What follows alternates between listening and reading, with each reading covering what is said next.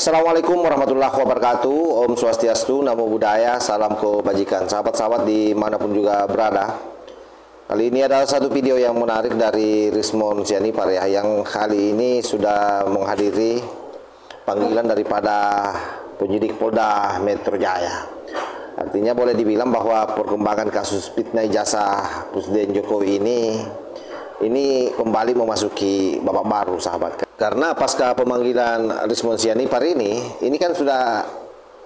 kan akan ada tersangka nanti, dan boleh jadi kita berharap saja mudah-mudahan dia keluar dari Polda Metro Jaya sudah pakai rompi orange, karena saya lihat itu sudah ada tanda-tandanya diperlihatkan oleh Rismon Sianipar.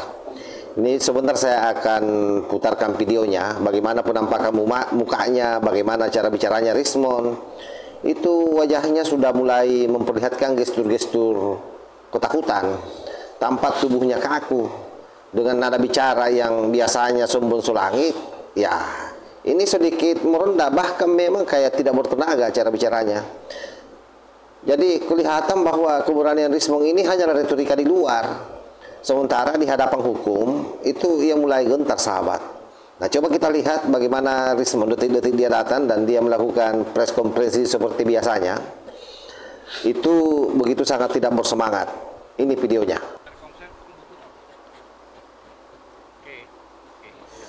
Oh, mau dipamerin sekalian.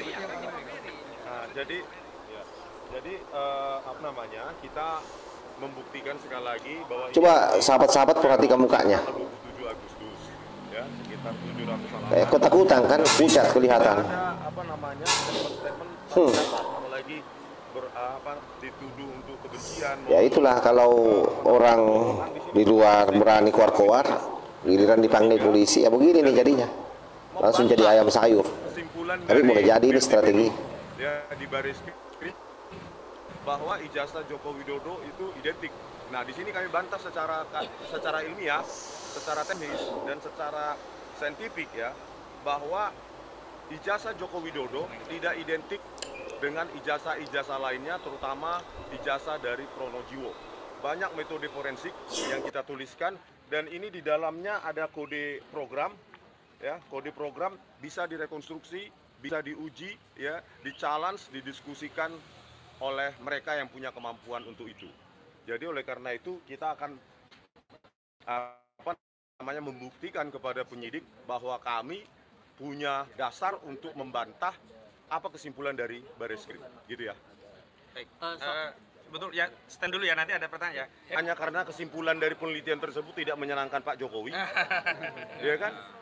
Kita harus di Republik kita yang besar ini harus menjamin kebebasan meneliti bagi para peneliti. Oke? Ada lagi sebelum masuk? Ya. Walaupun kemudian ini masih tetap diprotes ya Bang ya, isi buku Jokowi White Paper ini dibilang tidak yang ilmiah dan memprotes semacamnya. Protesnya apa? Protesnya lewat buku dong. Pakai dalil ilmiah enggak? Nanti kan 27 Agustus kita grand launching. Kalau ada yang memprotes, protesnya harus beradab. Lewat buku juga ya. Cukup ya? Yap. Oke, makasih semuanya. Kita sudah lihat kan bagaimana penampakan Rismon Sianipar. Jadi ada perubahan sikap Rismon ini sebelum pemeriksaan, tentu memang menimbulkan banyak tafsir ya.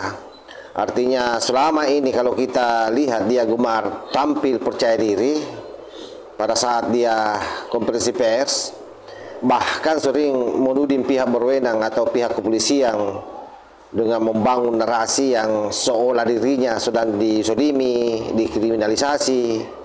Tetapi apa yang terjadi kalau kita melihat video tadi itu? Sahabat-sahabat bisa menyaksikannya sendiri, bahwa ternyata dia sepertinya sangat ketakutan, sekali lagi sangat ketakutan. Saya berharap publik bisa memberi penilaian bagaimana sosok yang sangat kontras hari ini. Bukannya semakin lantang, ia justru tampak layu sebelum berjuang. Kasihan ya Rismon, mungkin dia sudah tahu bahwa dirinya akan dikerangkeng. Nah, saya kira fenomena seperti ini biasanya terjadi karena ada dua hal. Artinya yang pertama, kalau kita melihat dari sudut pandang psikologi, ada kemungkinan Rismon ini mulai menyadari, sahabat. Artinya beratnya konsekuensi hukum yang menantinya dia sudah pikirkan itu. Apalagi posisi hukumnya memang semakin terdesak setelah bukti dan saksi kian menguat. Inilah yang membuat mungkin Rismond ini memperlihatkan ketakutan yang sangat berlebihan kalau kita lihat dari mimik wajahnya dan cara bicaranya. Yang kedua, boleh jadi juga ini adalah strateginya Rismond. Jadi dia sengaja mengubah gaya komunikasi dari provokatif menjadi merendah dengan satu harapan bisa mendapatkan simpati dari publik ataupun para penyidik, supaya penyidik ini memberikan keringanan. Boleh jadi kan itu strateginya Rismond. Siapa yang tahu? Tahulah bagaimana si Rismond ini dengan para kucing lainnya kan. Banyak sekali jurusnya. Seolah-olah dia paling berani, seolah-olah dia paling pintar, seolah-olah dia paling akademisi, seolah-olah dia paling ahli penelitian. Nah, tapi berbanding terbalik dengan situasi yang dia hadirkan hari ini. Tapi jangan tertipu, karena sekali lagi jangan sampai dia hanya kedok. Supaya rakyat prihatin sama dia, supaya penyidik prihatin sama dia dan memberikan keringanan. Nah, ini yang begini bagian daripada takiyah istilahnya ya, strategi. Tetapi meskipun demikian ya, yang jelas bahwa perubahan ini yang begitu sangat mendadak ini memperlihatkan bahwa keberanian Rismond selama ini lebih banyak dipertontonkan di ruang publik ketimbang dalam menghadapi proses hukum, sahabat. Nah, ketika berhadapan langsung dengan para penyidik nanti tidak tahu bagaimana gayanya itu. Saya bisa bayangkan Rismond itu pegang lututnya itu di depan penyidik itu, jongkok-jongkok dia bicara. Siapa akan seperti itu gayanya. Bayangan saya dengan melihat mimik yang dia tampilkan pada saat tadi itu di konferensi persnya. Artinya bayang-bayang status tersangka bahkan kemungkinan penahanan jelas menjadi faktor utama yang membuat dia kehilangan suara lantangnya. Apalagi ini hari Jumat, sahabat. Hari Jumat ini Jumat keramat. Itu sangat berbahaya kalau hari Jumat dipanggil orang. Bisa-bisa langsung pakai baju kaos orange keluar. Nah, kasus hari ini saya kira menunjukkan bahwa retorika keras di luar yang selama ini Rismond gaungkan, saya kira tidak sejalan dengan sikap di hadapan hukum. Nah, Rismond yang biasanya tampil penuh percaya diri, ya lihat saja bagaimana gayanya tadi. Biasanya sangat garang, provokatif, menghina-hina Pak Jokowi, bahkan menyudutkan polisi dengan gaya propagandanya. Nah, sekarang hilang itu. Nah, tinggal kita mau proses sebentar kalau dia keluar seperti apa jadinya, apakah keluar atau tidak ya, karena jangan sampai langsung ditahan. Karena itu kita menunggu langkah penyidik seperti apa berikutnya.